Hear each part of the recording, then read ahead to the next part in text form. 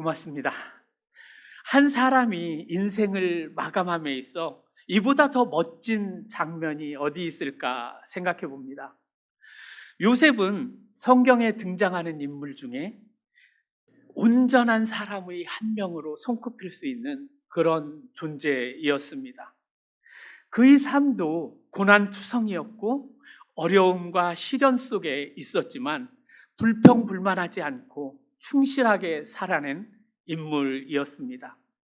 요셉은 성경의 무대에 혜성처럼 나타나서 우리에게 순전한 인격과 은혜로 가득 찬 용서에 대해 강렬한 인상을 남겼고, 믿음의 유언을 마지막으로 별똥별처럼 사라져간 아름다운 인물이었다고 이야기하고 싶습니다. 그렇기에 그는 죽음을 맞이할 쯤에 자기 가족들에게 한 번 더 확신시켜주는 유언을 하게 됩니다. 오늘 본문을 개정개역 번역본 성경으로 함께 보시겠습니다. 요셉이 또 이스라엘 자손에게 맹세시켜 이르기를 하나님이 반드시 당신들을 돌보시리니 당신들은 여기서 내 해골을 메고 올라가겠다 하라 하였더라. 이 말씀은 요셉이 그 형제와 후손들에게 하는 유언입니다. 이 말씀에는 상호간의 약속과 믿음이 깃들여 있습니다. 요셉은 죽기 전에 자신의 뼈를 이스라엘 자손들에게 가져가 달라고 부탁을 하는 것입니다. 이는 그의 마지막 의사 표현입니다. 가족 간의 약속과 믿음이 나타내며 또한 희망의 메시지를 전달합니다. 그리고 후세대와의 연결을 이야기합니다. 요셉은 자신의 뼈를 옮겨달라고 부탁함으로써 후세대와 연결과 연합을 갖게 됩니다. 자신이 열조에게로 돌아간 뒤 후손들에게도 하나님께 돌아감을 상기시키며 과거와 현재 그리고 미래 간의 유대감을 연결성을 강조하고 있습니다. 또 하나님에 대한 신뢰를 담고 있습니다. 요셉은 자신이 남긴 유언을 통해 그 후손들에게 중요한 의미가 되기를 바라고 있습니다. 하나님이 너희를 돌보셔서 지키셔서 하나님의 날에 너희 모두를 조상들과 약속한 땅 그곳으로 인도해 주는 날이 올 것이다. 그날에 나의 유고를 함께 가지고 가 달라는 것인데요. 요셉은 하나님의 약속을 잊지 않고 있었고 아버지 야곱이 자기와 형제들에게 맹세시킴으로써 하나님을 기억하고 지켜온 것처럼 요셉도 자기 가족과 후손들에게 하나님의 약속을 잊지 않기를 바라는 마음으로 유언을 하는 것입니다. 아버지 야곱은 창세기 49장 29절에 내가 죽거든 나의 조상들과 함께 있게 햇사람 에브론의 밭에 있는 묘실에 묻어 달라라고 분명하게 유언을 합니다. 요셉도 내가 죽거든 나를 이스라엘 땅에 갖다 묻어 달라고 유언을 하면 바로 조상님들과 함께 묻힐 수 있었을 텐데 먼 훗날에 하나님이 정하신 그날에 조상들과 함께 묻힐 수 있게 나를 메고 가 달라는 유언을 남긴 것입니다. 이것은 요셉의 생애 가운데 가장 아름답고 숭고한 믿음의 고백이라 하겠습니다. 그래서 히브리서 기자는 11장 22절을 통해서 믿음으로 요셉은 죽을 때에 이스라엘 자손들에게 이집트에서 나아갈 것을 언급하고 자기 뼈를 어떻게 할지 지시하였습니다 라고 기록하고 있습니다. 요셉은 하나님께서 이스라엘 민족을 지키실 것이라는 확실한 믿음이 있었기에 자기가 돌보던 형제들과 후손들에게 분명하게 이야기할 수 있었습니다. 하나님께서 우리의 가족들을 계속 돌보고 지키실 것입니다. 그리고 하나님의 시간표에 정해진 그날에 이 땅에서 여러분을 이끌어내어 우리 조상들에게 맹세한 땅, 약속의 땅 가나안으로 이르게 하실 것입니다. 이 땅은 여러분들이 영원히 살 땅이 아닙니다. 하나님께서 정하신 날에 반드시 이스라엘로 돌아가게 될 것이다라며 이 땅을 떠나야 된다는 이 약속을 믿을 것과 출애굽의 소망을 가지고 살아가도록 희망을 주고 자신의 뼈를 가지고 나아갈 것을 맹세하게 하는 것입니다. 여러분들께서는 요셉하면 생각나는 단어가 무엇이 있으실까요? 한번 말씀해 보시겠어요? 요셉하면 무엇이 떠오를까요? 네, 좋습니다. 네, 꿈, 채색옷, 감옥, 팔림, 하나님의 돌보심, 총리, 용서, 구원자, 이런 단어들이 생각납니다. 저는 요셉의 기승전결을 채색옷, 죄수복, 용포, 수의라고 정의해 보았습니다. 채색옷을 입고 평안했던 시절, 형들에게 팔려가 노예와 죄수의 신분으로 전락하는 과정은 상상만으로도 엄청난 사건인데도 현실임에도 불구하고 요셉은 항상 성실하고 착한 모습을 보였으며 하나님을 신뢰하는 믿음을 가지고 살았습니다. 제가 제소자 사역을 하고 있잖아요. 그렇기 때문에 수감되신 분들과 소통을 많이 하는데, 그런데 대부분의 분들을 처음 수감되었을 때 보면 남들 탓을 많이 하고 상당한 원망과 쓴뿌리가 깊은 분들을 많이 만나게 됩니다. 범죄자의 신분이 되었지만 그때 상황은 그럴 수밖에 없었다. 한탄하고 남을 비방하며 자신을 합리화하려고 하고 좋게 보이려 노력하는 변명 같지 않은 변명을 하는 것이 그분들의 처음 모습입니다. 그런 분들이 하나님의 말씀 안에서 순화되면서 지금 하나님께서 나에게 왜 이런 고통을 주시는지, 왜 이런 상황으로 이끄셨는지 이해할 수는 없지만 마지막 날에 주님과 함께 할 수 있다면 오늘을 이겨내 보겠습니다 라는 고백을 하게 됩니다. 하나님의 의로하심이 그분들의 심령에 큰 변화를 가져오게 하는 것입니다. 요셉의 삶을 보면요, 처음부터 마지막까지 하나님, 오직 그분의 영광을 위해서 살아가는 모습을 보게 됩니다. 하나님께서는 모든 것이 협력하여 선을 이루게 하신다는 것을 알고 있는 사람이라는 확신을 가지게 하는 것입니다. 정말로 하나님의 역사는 모든 것을 협력해서 선을 이루어 가신다는 것을 우리 성도님들도 다 같이 기억하시기를 당부드립니다. 우리를 사랑하시는 하나님 아버지의 목적 아래 살아가는 세상 속의 삶은, 우리의 인생은 그 어느 부분 한 곳도 중요하지 않거나 낭비되는 것은 없어야 한다는 사실을 요셉은 알고 있었기에 그의 삶에 닥쳐온 수많은 시련과 고통 속에서도 그 운명의 파고들을 극복할 수 있었던 것입니다. 우리들이 살아가는 이 세상도 어려움과 고통이 많이 있습니다. 그렇지만 우리들이 하나님의 섭리와 보살핌 아래 살아가고 있음을 확신한다면 삶의 기초가 무너지고 뿌리채 흔들려도 그런 위기의 순간이 온다 할지라도 되풀이될 때마다 우리의 마음이 흔들리지 않고 요동치지 않을 수 있는 것입니다. 요셉의 삶을 보면 욥의 고백이 떠오릅니다. 욥기서 1장 21절에 이렇게 증거합니다. 이렇게 말하였다. 모태에서 빈손으로 태어났으니 죽을 때에도 빈손으로 돌아갈 것입니다. 주신 분도 주님이시요 가져가신 분도 주님이시니 주님의 이름을 찬양할 뿐입니다. 아멘. 채색옷의 화려함, 모든 것을 잃고 죄수복을 입었던 요셉은 애굽의 총리 대신이라는 용포가 주는 권력과 위력이 자신의 사적인 영화를 위한 것이 아님을 알고 있었습니다.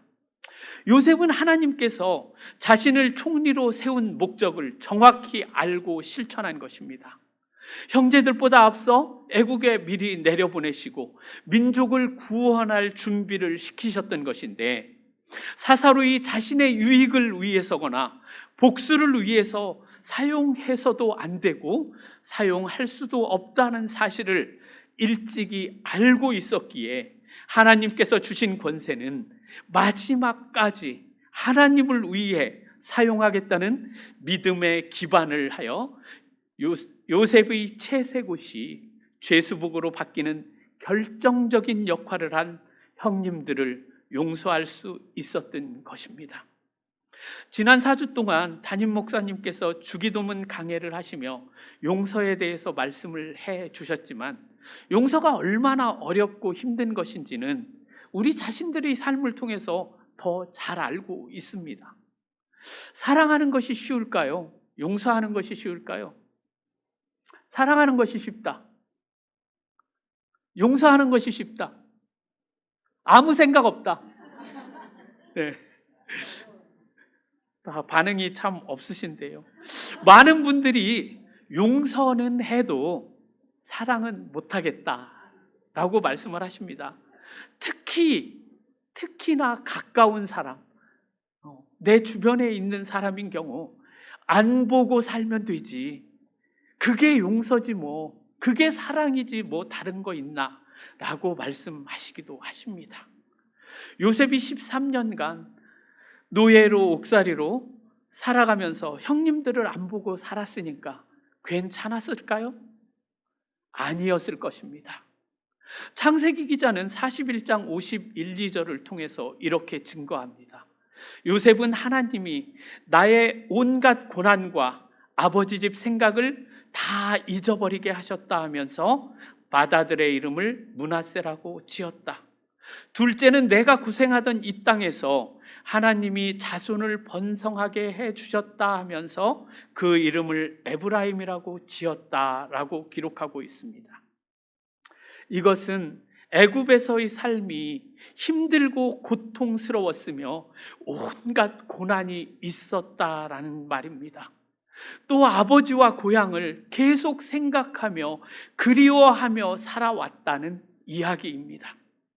그런 엉망진창인 삶을 살아냈으면서도 그의 원망이나 불평을 성경의 어디에서도 단 한 구절도 찾아볼 수 없다라는 것이 그가 얼마나 위대한 사람인지를 알 수 있는 대목입니다.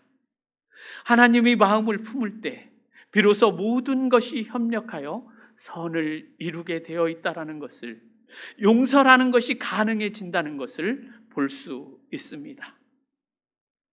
자, 여기에서 우리는 우리의 삶을 되돌아보기를 원합니다. 우리는 어떤 자세로 세상을 대하며 살아가고 있는가 하는 것입니다. 하나님께로부터 받은 우리의 힘과 능력을 어디에 사용하고 있는지 생각해 보자는 것입니다.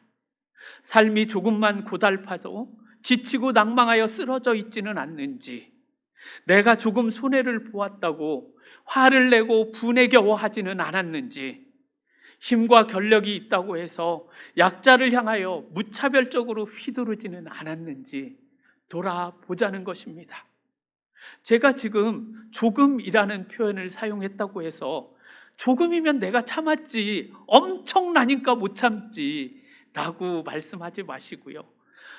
우리 이규근 집사님 한국 잘 다녀오셨는데 저분이 자주 쓰시는 말투 중에 하나를 따라하면 화한장하네, 네, 그 말을 많이 쓰시더라고요. 네, 참 환장하게 하지 마시고 우리 마음을 한번 가다듬어 보시기 바랍니다. 우리는 가끔씩 그런 생각을 하지 않나요? 하나님이 계시면 세상이 왜 이래? 왜 이렇게 억만진창이 될 수 있을까? 우리 크리스찬의 눈으로 보아도 세상은 불공평하고 기아와 기근으로 죽어가고 그 많은 생명들, 전쟁으로 죽어가는 시민들이 난무합니다. 지금 5차 중동전으로 확장 기미를 보이고 있는 이 시점에서 양측을 합한 사망자가 3,000명을 넘어서고 있습니다. 가자 지구는 3,000년 전부터 분쟁지였던 지역입니다. 영토 갈등과 이민 정책, 종교 갈등과 경제적 어려움 등 총체적 난국에 휩싸인 지역입니다. 분쟁의 끝도 언제인지 알 수 없는 그러한 곳입니다. 우크라이나와 러시아의 전쟁도 언제 끝날지 모르는데 또 다른 전쟁이 발발하려고 하고 있습니다. 이런 것들을 보면서 우리들의 마음은 불편해집니다. 하나님, 세상이 왜 이래요? 테스 형, 세상이 왜 이래?를 외치는 것은 하나님이 세상을 돌아보지 않아서가 아니라 우리 마음 가운데 하나님의 마음이 있기 때문에 세상이 불편해 보이는 것이라는 것입니다. 하나님께서 우리들을 사용해서 역사하시기 때문에 우리들 마음 가운데에 불편한 마음이 생기고 세상이 왜 이럴까 고민하게 되는 것입니다. 우리에게 5,000인분의 양식을 주신 것은 나 혼자 배 터지게 먹고 베들레헴을 늘리라는 것이 아니라 받은 자가 굶주린 5,000명을 먹이라고 주셨다는 사실을 깨닫고 실천할 때에 세상이 공평해진다는 것을 기억해 주시길 바랍니다. 항상 하나님께서는 저와 여러분들을 인도하고 계시다는 것을, 이 온 땅의 역사를 인간의 히스토리가 아닌 His story, 그분의 이야기로 이끌어 가신다는 것을 기억하시면 좋겠습니다. 요셉은 하나님께서 부르시는 그날에 하나님과 사람들 양쪽 모두에게 올바른 관계를 유지하고 있었습니다. 형님들과의 화목이 하나님의 인애에 기초한 평안이었기에 그 평안이 여전히 유지될 수 있었던 것입니다. 형님들은 걱정했습니다. 그 형님들의 걱정처럼 아버지가 돌아가시기만 해봐라. 그날에 너희들은 형님이 아니라 나의 원수가 됐을 것이다. 그래서 너는 그날의 죽음을 맞이하리라 생각하고 있어 살았다면 지금 우리가 예수님을 만나서 구원받을 수 있었겠느냐 하는 것입니다. 그때 이미 이스라엘 민족은 사라져버리고 세상에서 없어졌을 테니 말입니다. 우리들도 인생 가운데 닥쳐오는 시련과 어려움, 고통 중에서 하나님께서 주시는 테스트와 사탄이 주는 템테이션을 잘 구별해서 주님과 연합하고 살아가야 할 것입니다. 오늘 이 시간까지 하나님 앞에 다 내려놓고 회개와 용서를 해보자는 것입니다. 지금까지 나를 가장 힘들게 했던 사람은 누구입니까? 나의 마음을 가장 아프게 했던 사람은 누구입니까? 먼저 그를 위하여 기도하고 먼저 연락하시기를 권면드립니다. 비록 내 잘못이 없었다 하더라도, 내가 잘했었다고 하더라도 틀어진 관계에 대하여 내가 넓게 이해하고 사랑으로 품는 우리가 되기를 소망합니다. 성령님께서 묻는 것은 서로 화목해라, 서로 용납해라, 서로 사랑해라, 이 말씀에 순종할 수 있는지 그것을 묻고 계시는 것입니다. 우리가 이 세상을 떠나는 날, 그날에 우리는 어떤 유언을 남기고 갈 것인지 미리 생각을 해보자라는 것입니다. 세상에 흩어지는 낙엽 같은 것들에 대해서 첫째 아들은 집과 논밭을, 둘째는 사업체를 물려받아서 굶주리지 말고 잘 영화롭게 살아라, 세상적인 말을 남겨주실 것인지, 하나님의 소망을 간직하고 미래를 꿈꾸며 살아가는 자녀들이 될 수 있도록 하나님 그분이 누구시라는 명확한 이야기를 할 것인지 우리의 선택에 달려있는 것입니다. 이 자리에는 자녀의 입장이 반이고 부모의 입장이 반 정도 되니 양쪽 입장을 다 생각해 보면 좋겠습니다. 나는 부모로부터 어떤 자녀인가? 나는 자녀로부터 어떤 부모인가? 돌아보시고 반성하시고 좀 더 멋진 인생으로 이끌어가면 좋지 않겠습니까? 이와 같이 우리가 믿는 하나님의 약속을 자손들에게 전해줌으로써 자손들에게로 하여금 하나님 앞에서 화목한 모습을 보여주고 겸손히 섬길 수 있도록 해야 합니다. 우리는 이 약속의 성취를 확신할 뿐만 아니라 그것이 비록 우리 당대에 이루어지지 않는다 할지라도 자손들의 때에서 이르러 언젠가는 성취될 것을 믿고 그것을 자손들에게 전해 주어야 할 것입니다. 그리할 때 나의 삶과 우리 가정은 자손 대대로 하나님의 말씀을 의지하고 섬김으로 성경에 약속된 하나님이 베푸시는 영원한 복을 받게 될 것을 확신합니다. 그런데요, 이것이 그냥 되는 것이 아니라는 것이 중요합니다. 우리가 말씀에 힘입어야 하고요, 하나님과 소통하는 기도를 함께 할 때 우리 가운데 하나님의 마음이 합하게 되고 우리의 삶이 하나님 안에서 찬란하게 빛나는 영광의 일부분이 될 수 있는 것입니다. 이제 올해도 2달 남았습니다. 한의사나 그런 분들이 말씀하실 때 우리의 세포가 죽었다 살아나서 새로운 습관을 기르는데 2달 정도면 충분한 시간이라고 이야기를 합니다. 올해 남은 기간 동안 우리의 습관을 기도하는 생활로 변하게 했으면 좋겠습니다. 우리의 목표를 기도하는 사람, 하나님과 연합되는 사람이 되어서 늘 하나님과 동행하는 삶이 되게 하여 주십시오. 기도하는 삶으로 인도하여 주십시오. 그리하여 임마누엘의 복을 누리는 저와 여러분이 되시기를 축원드립니다. 우리 찬양팀과 함께 결단의 기도를 드리기를 원합니다.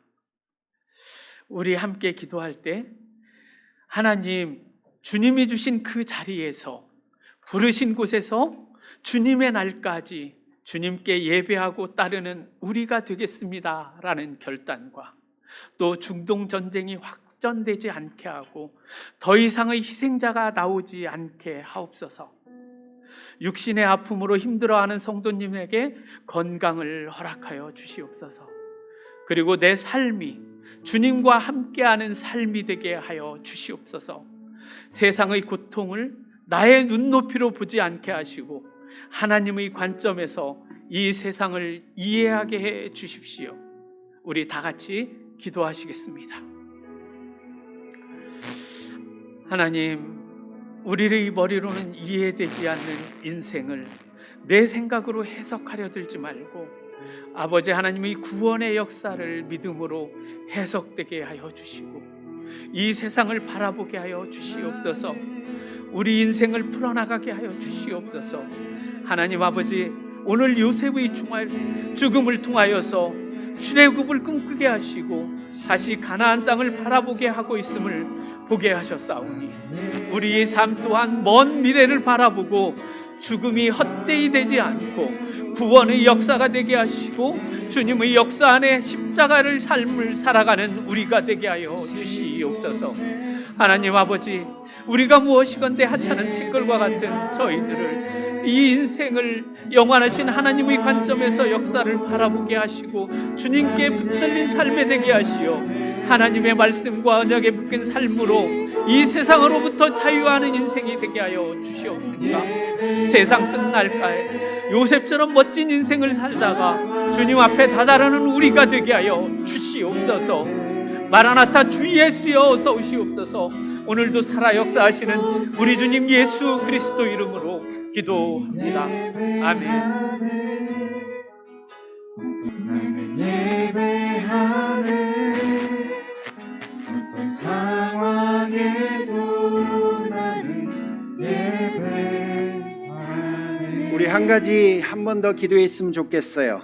이왕 기도를 시작했으니까 여러분, 내 자신이 요셉처럼 좀 처음부터 끝까지 멋진 인생을 한번 살아보는 사람이 되면 어떨까요?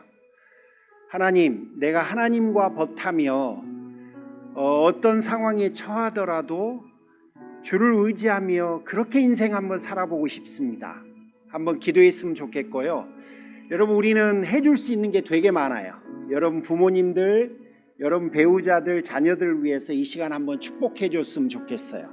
어떤 니드가 있는지 그분이 우리에게 약속해 준 게 있으니까 그 약속을 믿고 그 가족들을 위해서 같이 한번 더 축복했으면 좋겠습니다. 두 가지 제목 가지고 기도하겠습니다. 하나님 아버지 감사합니다. 살아계셔서 오늘 또 저희들에게 요셉의 이야기를 해주시고 요셉과 같이 내 자신도 하나님 앞에 멋진 인생을 살아볼 그런 소망을 갖게 해주시니 진심으로 감사합니다. 화려한 채속 옷이든 죄수의 옷이든 아니면 권력자의 옷이든 수위든 주여 어떤 것도 우리가 하나님의 자녀로서 하나님을 인정하고 하나님 앞에 신실한 삶을 살아가는데 방해가 될 수 없음을 깨닫습니다. 주여 여기에 그와 같은 요셉과 같이 멋진 인생을 살아갈 수 있는 신실한 사람들로 세워 주시옵소서. 하나님 부모님들을 위해서 기도하는 사람들마다 성도들마다 그 기도를 응답하시옵소서. 배우자를 위해서 기도할 때마다 하나님 응답하시옵소서. 자녀들을 위해서 기도할 때마다 하나님 응답해 주옵소서. 주께서 말씀하신 대로 기도하라 내가 듣고 응답해 주겠다라고 말씀하셨사오니 주여 이 시간 사랑하는 성도들에게 기도할 마음 주시고 기도할 수 있다는 마음 주시고 아버지 그렇게 기도할 때 하나님 응답해 주실 줄 믿습니다. 감사합니다. 하나님 오늘 또 귀한 종을 통해서 요셉 이야기를 통해서 하나님의 마음과 뜻을 깨닫게 해주시니 진심으로 감사합니다. 사랑하는 종이 지속적으로 하나님의 메신저로서 잘 성숙해 갈 수 있도록 축복해 주옵소서. 하나님 성도들을 축복합니다. 한 영혼도 악한 것들에게 휘둘리지 말게 하옵시고 요셉처럼 신실한 삶을 살아갈 수 있도록 도와주옵소서. 채색 옷이든 죄수복이든 권력자의 옷이든 심지어 수위 앞에서라도 여호와 하나님을 신뢰하며 그분과 함께 인생을 살아갈 줄 아는 멋진 성도들이 될 수 있도록 도와주옵소서. 부모님들을 축복해 주옵소서. 배우자에게 하나님 은혜를 베풀어 주옵소서. 자녀들의 인생을 책임져 주옵소서. 어떤 필요가 있든 우리에게 기도할 수 있는 은혜를 허락해 주셨사오니 주여 우리 기도하겠습니다. 하나님 들어주십시오. 귀한 성도들이 주님 앞에 예물을 드립니다. 받아 주옵소서. 마음껏 사용해 주옵소서. 우리 교회가 하고자 하는 그 많은 사역들 가운데 하나님 든든한 기초 아닙니까? 주여 그 모든 것들을 통해서 하나님 뜻대로 사용하시고 하나님 행하시고자 하는 일에 부족함이 없도록 성도들의 삶을 축복해 주시고 또한 마음속에 믿음으로 드릴 수 있도록 허락해 주옵소서. 이제는 우리 주 예수 그리스도의 은혜와 하나님 아버지의 극진하신 사랑하심과 성령님의 함께하시고 교통하시며 인도하심이 사랑하는 모든 성도들에게 귀한 가족들과 직장과 또 사업장 가운데 지금부터 영원까지 함께하시기를 간절히 축원하옵나이다. 아멘.